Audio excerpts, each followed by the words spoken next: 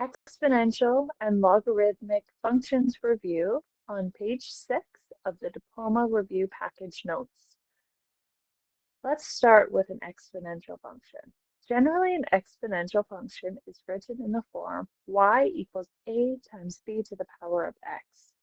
So in this formula, y and x are going to be our input and output values, and then a and b have specific meanings. So a represents the initial value, and that happens to be the y-intercept, so where it crosses the y-axis.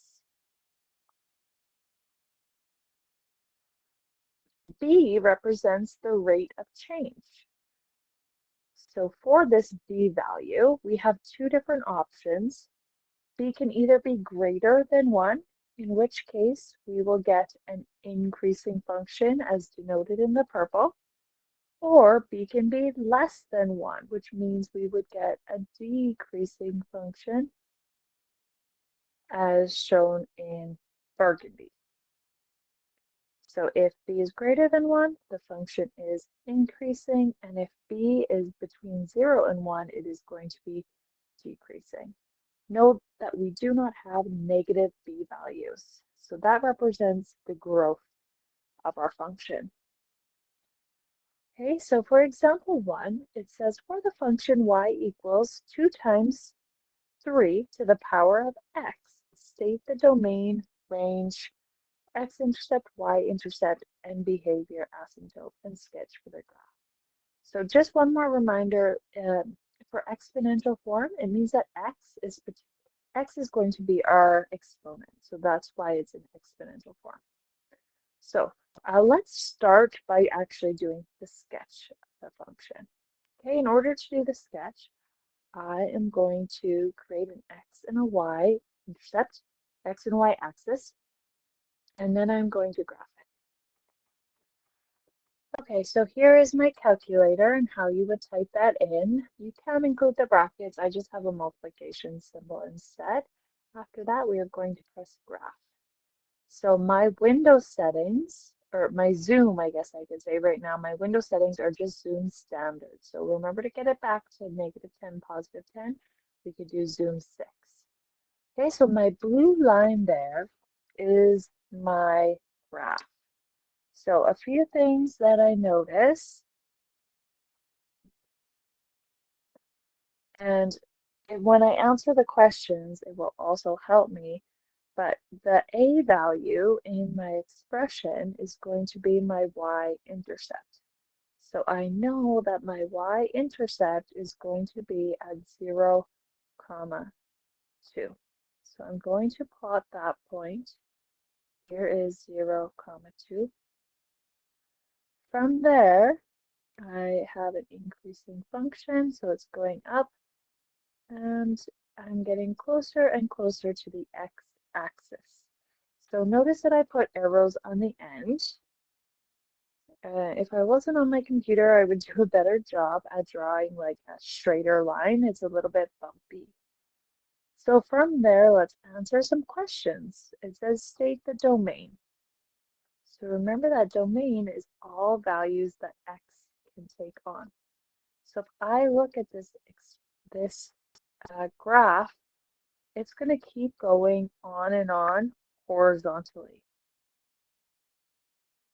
So that's why x is an element of the reals for our domain.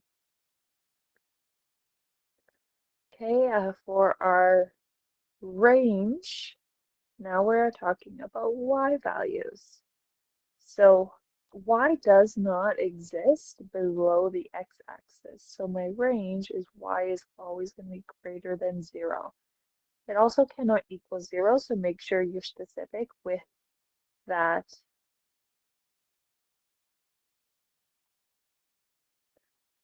symbol there. Okay, and then y is an element of the reals. Okay, so we already stated our y-intercept, but let's go ahead and state our x-intercept. So if it does not touch the x-axis, then there are no x-intercepts, so none. If you go to the table, you'll actually see that when you go down in x values, we get closer and closer to zero. We're in scientific notation there, but it never actually reaches zero. So that is the equation of the asymptote. That's showing us that we're getting closer and closer to zero, but we're never actually going to reach zero. So our asymptote is the line y equals zero. And I'll put in brackets here, that is the x-axis.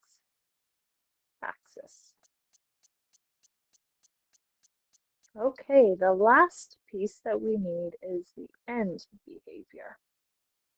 And remember that the end behavior is the quadrants that the graph moves in from left to right.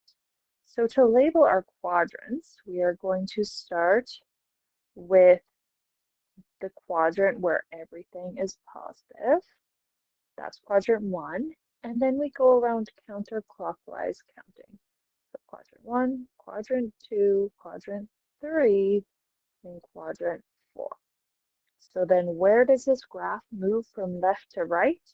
It starts in quadrant 2 and it moves to quadrant 1. So that's going to be the case for all exponential functions. The next question talks about a log function. So remember a few things that we need to know about a logarithm.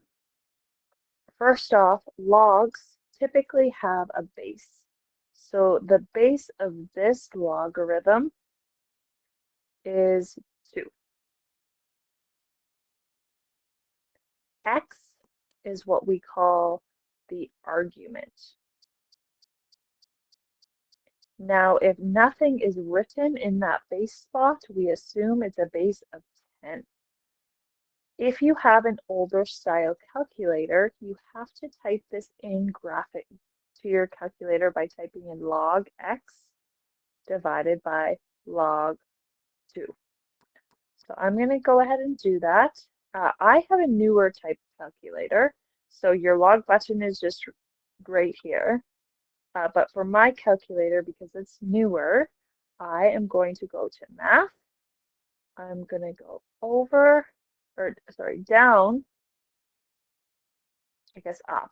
But hey, you need to get to log base. Okay, you can go down all the way to A or go reverse and go up to A. And then once you type that in, it is going to allow me to put in my base and it's going to allow me to put in my argument.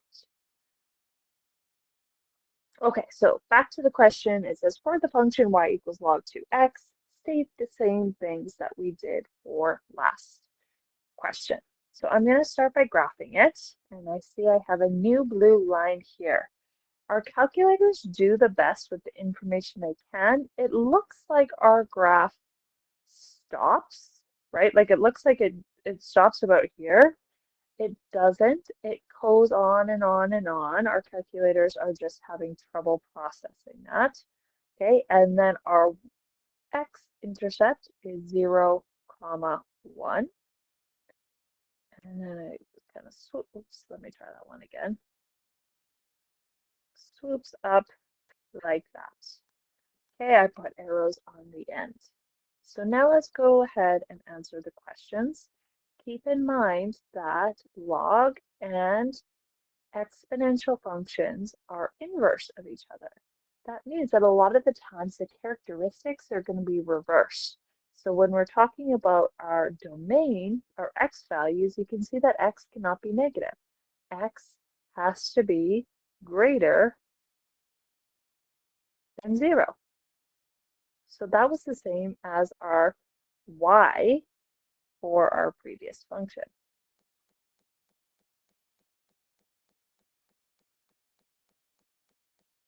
Okay, next we have our range, so our values for y. So our range is going to keep going up and down continuously until positive and negative infinity. So we would say y such that y is an element of the reals.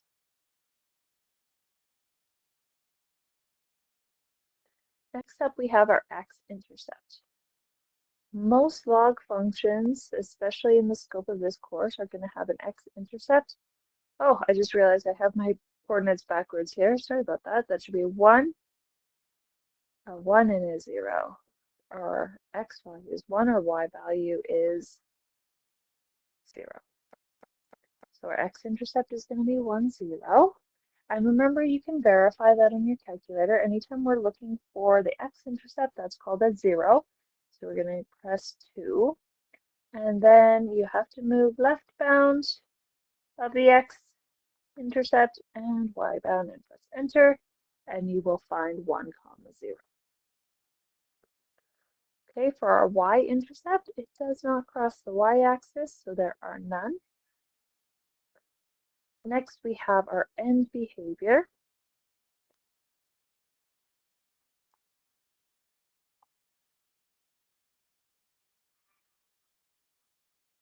Our end behavior, you can see I've labeled the quadrants, and we're going from left to right. It's going to be 4, 2, 1. Okay, and then lastly, we have the asymptote.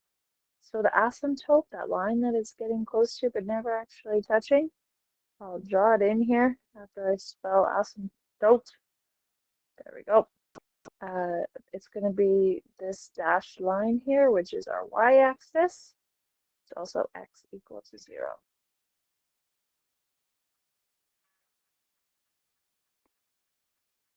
So a few things when I go to my table of values, now for x in the negatives, it actually says error, and that's because it doesn't exist. So that helps us create our domain.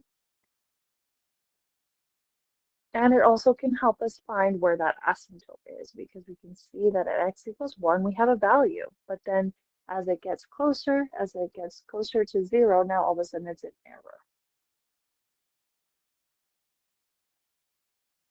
So because log and exponential are inverse of one another, we have to be able to convert from one form to the other. And this is going to help us solve exponential and logarithmic equations. So on your formula sheet, you have y equals a to the power of x. And of course, that's our exponential. And I'm just going to erase that highlighting so I can help color code this a little bit.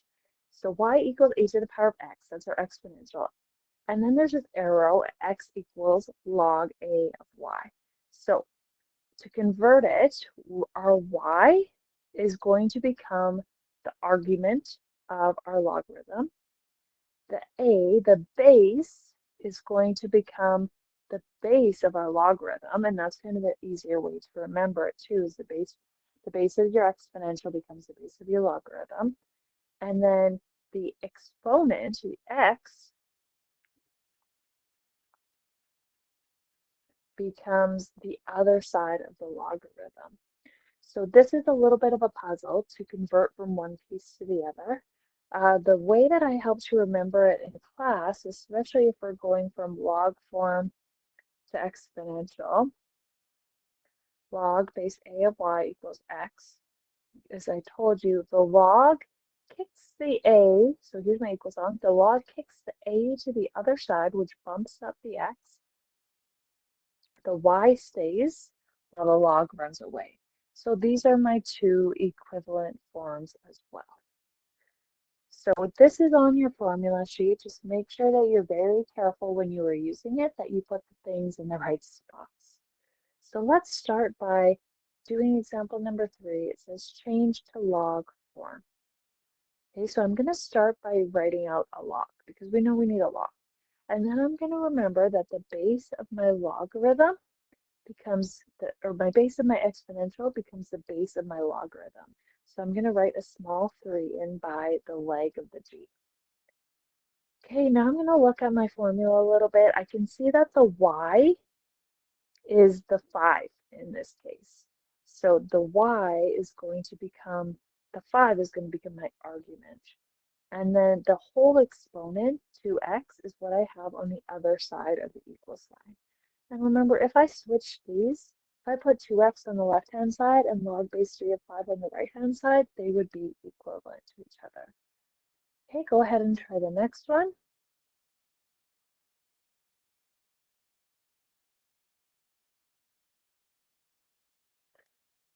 Okay, so I have converted it. However, I wanted to point out that this is likely not what you will see. Log base 10 of 21 equals 4n minus 11. Typically, what you will see is that 10 gone because a logarithm with nothing written there, we assume that it is a 10. So now I have written it in an equivalent form. Okay, example number 4 says change log base 2 of 3x equals 5 into exponential form. So this is a really common diploma type question where you have to do this. So this is my favorite because I'm in log form. I can see that that log is going to kick the 2 over to the other side. We're just going to bump up the 5. The 3x is going to stay while the log runs away. So my answer here is going to be A. Okay, let's get into solving equations. So there are 2 or 3 main types of ways that you'll have to solve an equation. The first way is when x is the base of our exponential. So when x is the base, the first thing you'll want to do is isolate x as the base, and then you are going to cancel out the exponent by using the reciprocal power. So remember, reciprocal means switching top and bottom. Okay, the next thing that you'll see is x is the exponent. When x is the exponent, once again, you're going to isolate the power first. So for both of these, you want to get the power by itself. Then you have two options. You can either write it as a common base, and if you can write it as a common base, once you get those bases the same, you can drop them.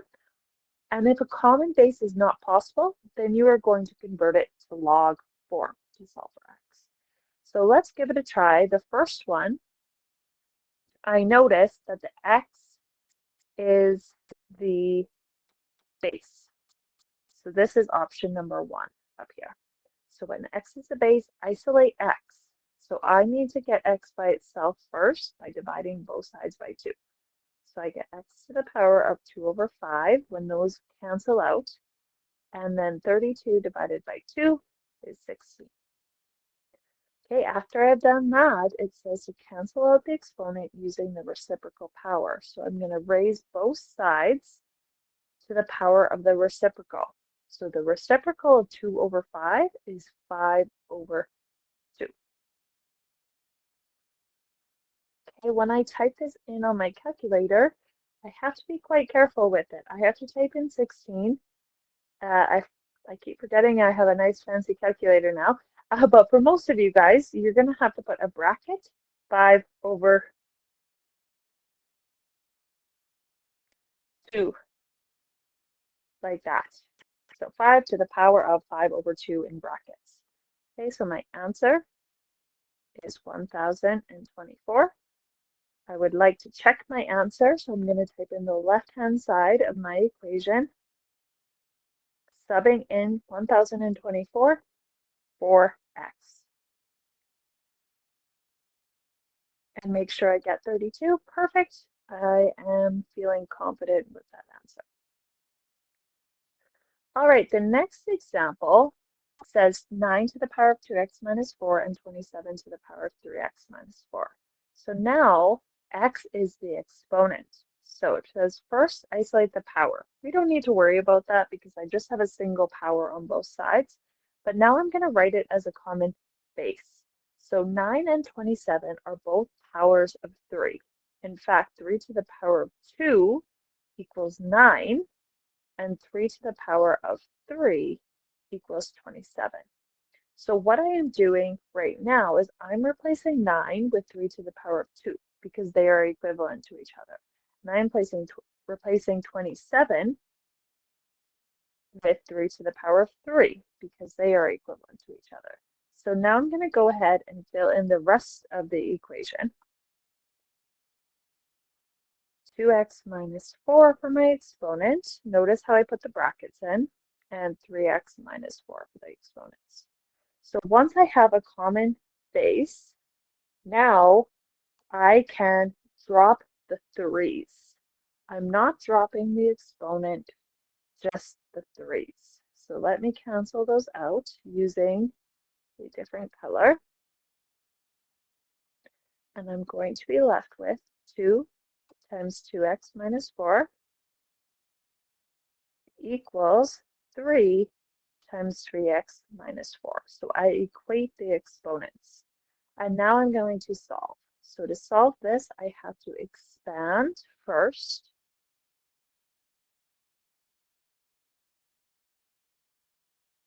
Then I have to get my variables to one side. So I'm going to subtract 4x from both sides.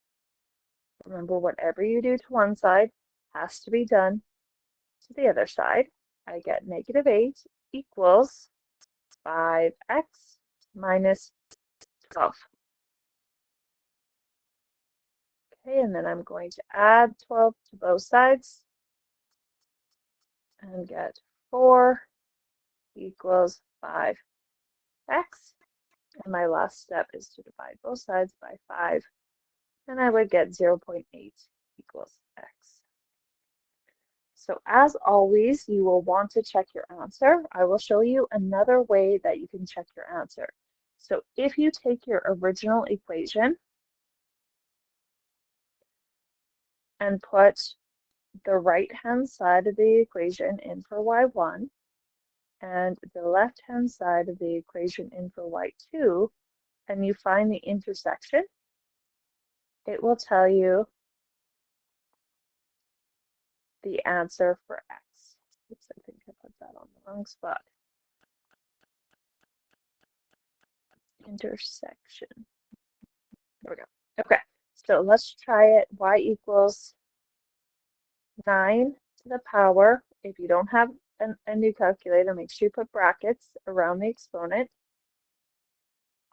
And then 27 to the power of 3x minus 4. So when I graph it, we don't really know for sure. We see the intersection, but you can always try it. Second trace, 5, and then you're going to press enter, enter, enter, and oh, great, 0.8. So that confirms my final answer in a second way. So you can either plug in 0.8 for x, or you can do it graphically. Even better, do it both ways.